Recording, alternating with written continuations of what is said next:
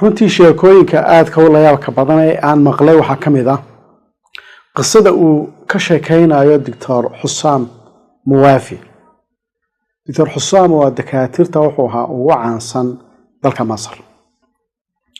wuxuu maalimaha ka mid ah ayaa waxa iga soo hadlay sheekh aad u caan uga ahaa dalka Masar oo Shacraawi la oran jiray, Mutawalli Shacraawi. Sheekh Maxamed Mutawalli Shacraawi waa sheekh aad u qiimo badan oo culimada Masar ka mid ah. sheekhaas ayaa la soo hadlay buu ana doctor Bana.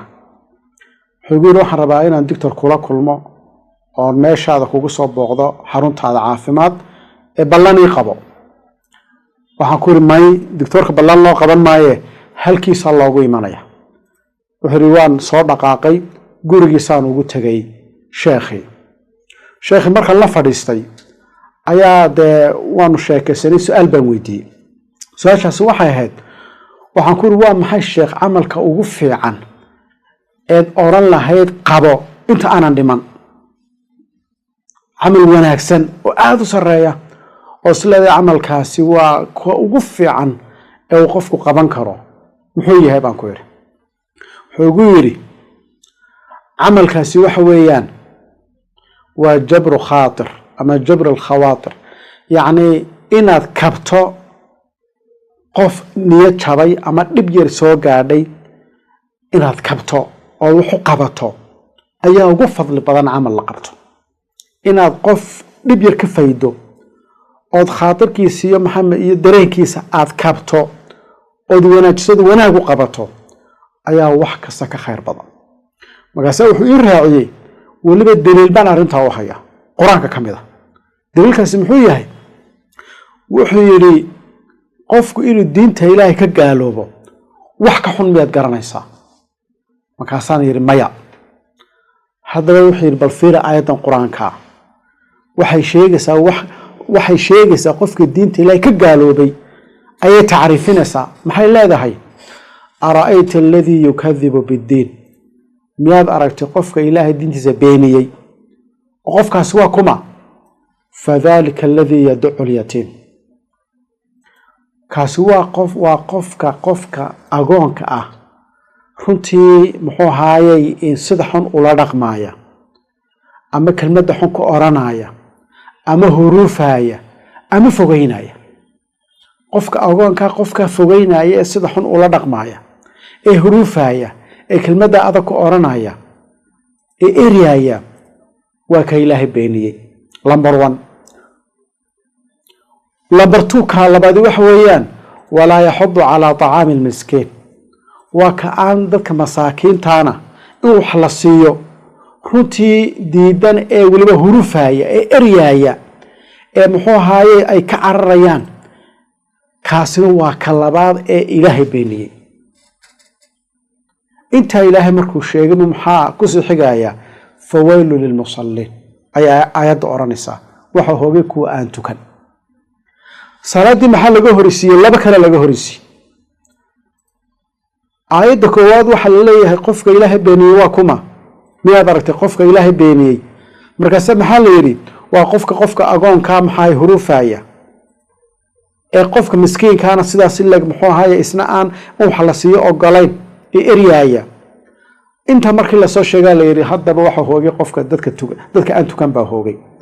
marka macni waxa salaadii waxa ka horeysay labadaas ka horeeyay. sheekhu tafsiirkaas soo saaray oo tafsiirku sheekhu sahray weeyaan uu leeyahay yaani inaad muxuu ahaay qof miskiin eriyato oo khaatirkiisa aad kabi weydo oo wanaag yar u qabi weydo oo niyad jabiso. sidoo kale aad niyad jabiso qof muxuu ahaayay in qof yar oo agoon ah oo arad khaatirkiisa aanad kabin xaalad adag bay ay tilmaamaysaa in arintaas ay tahay sida aayadaas ay sheegayso. marka wuxuu kula dardaarmay ninka doctorka wuxuu ku yiraahdaa hadaad rabto inaad wax fiican qabato adduunkan isku day jabr khaatir, qof inaad runtii wax la qabato, qof niyad jabay oo dhaawac soo gaaray oo qalbigiisu jabay oo dhib yar haysato inaad wax la qabato taas ku daa. doctorku wuxuu riwaayahay arintii baan soo qaatay, taladii waanadii baan soo qaatay, waan soo baxay anigoo dhexda maraya ayaa waxa runtii ila soo hadlay inaan jaar nahay ninkan jaarkan ahay wuxuu ugu yidhi waniyo muxuu ahaayey islaantii sodoxda ay ahayd ayaa dhakhtarka taalee fadlan maad soo booqano maad soo mariyo maad soo eegi xaaladeeda waxay markiiba waan xasuustay taladii aan soo qaatay waan aqbalay buu yidhi halka aan jooga iyo dhakhtarku inta isku jiraan waa saacadii bad buu yidhi intii baan soo socday dhakhtarkii baan imi dhakhtarkii markaan imi dabaqa afaraad baa runtii ayaa la rabaa inaan tago oo qofku uu yaalayo oon rabaa inaan muxuu ahaye tago marka dabaqa afaraad baalkii yaraa wishkii yaraa in qaadi lahayn ku tegi lahaaba uu cadilan yahay oo ma shaqaynayo maxaa marka qasab igu noqday waxa qasab igu noqday buu yiri inaan salaanka fuulo salaanka inaan raaco halkii salaanka iska soo raacay buu yiri markaan dabaqa afaraad marayaan ka soo degay buu yiri ayaan xanuun dareemay buu yiri hal marba xanuun igu soo booday buu yiri xanuunku igu soo booday markii sida aan soo eegay igu soo booday wuxuu noqday stroke buu noqday buu yiri markuu sida igu soo booday bal amarka Ilaahay waxa ku beegmay buu yiri de dhakhtarkii iyo nursingkii iyo la wada jooga meeshiiba ku beegmay isla markiiba waa la qabtay waa la jeegareeyay markiiba waxa lagu arkay inuu stroke yahay laakiinse wax ajiib la yaab la noqotay buu yiri stroke ayra igu dhacay sida igu dhacay waa stroke hadii hal minute hadii waqti yar lagu daweyn kari waayo oo dawada qofka la siin waayo oo la cilaajin waayo qofkaas uu sii kala deynaa u dhimanayo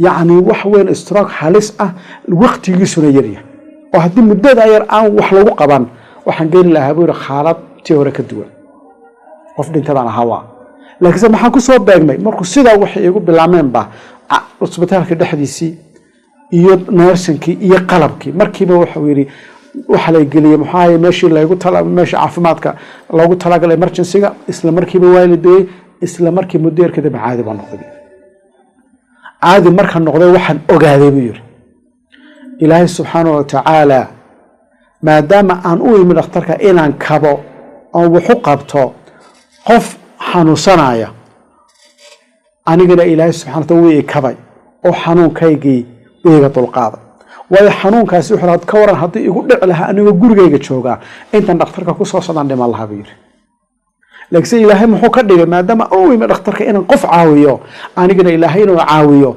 وحنون كي يقول نعي أن أهلا مال مركبة يدويسا سيرفتدو بدباد marka qodobkan ama sheekada waxay ku soo ururaysaa nolosha waxa ugu fiican waxa weeye inaad qof dhibaataysan dhibtiisa aad ka faydo waa waxalaha ugu wanaagsan ee keena sacaadada iyo raaxada qof xanuunsanaya qof dhaqaalahan maxay dhib ay soo gaadhay qof si kale wax ugu sii noqdeen inaad khaatirkiisa aad ilaaliso oo qofka wanaag yar u qabato oo dhibtaar aad ka kor qaado waa waxyaalaha nolosha ugu macaan qofkana u sacaadada iyo raaxada ku dareemayo